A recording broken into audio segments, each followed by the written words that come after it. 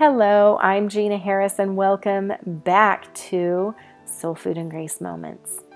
Okay, today's message is 2 Corinthians 1:3-4, which says, "Praise to the God and Father, our Lord Jesus Christ, the Father of compassion and God of all comfort, who comforts us in all of our troubles, so that we can comfort those in any trouble with the comfort we ourselves receive from God." That was difficult to read there. So I'm brought to a memory of a time when I was trying to comfort a friend who unfortunately had lost a son to suicide. It was such a devastating time.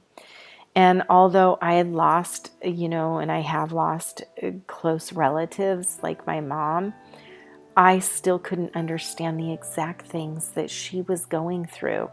I could only be there for her the best that I could. And I'm not diminishing that because, comforting others is even just as this, this message today is talking about. We can comfort our brothers and sisters as Christ comforts us. But what I wanted to share was there was one of our friends who also equally had lost her child. And although she didn't lose her child, to suicide, they both had a different understanding and compassion that they could bond on that maybe I couldn't quite comprehend. And even taking it a step further, that's where God bridges that gap. He can be there in those times where you might feel that no one understands your struggle. That although my struggle is not your struggle and vice versa. And so this verse gives us such comfort, right? But it can be hard to understand why we suffer. And even sometimes we have lots of questions for God. Sometimes we turn to Him and in the midst of our trials for the comfort. And, sometimes we have those questions. Why is this happening? But He is there for us to comfort us in the midst of those trials and also empower us to help others. But please, please, please be encouraged today to know that God can and will use our pain and our affliction in unexpected ways.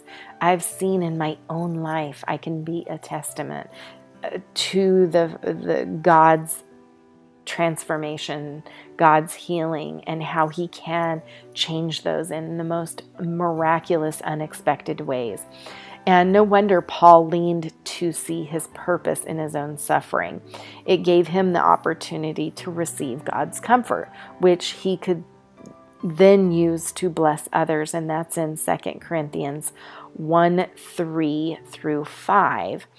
And we're not asked to deny our pain and suffering, but we can believe in the promises of God's ability to use it for good. So you guys, place your hands over your heart and claim this power I am today. I lean on Jesus and fully trust in Him. One more time. I lean on Jesus and fully trust in Him. I love you so much. Have a blessed day, and we'll see you again tomorrow.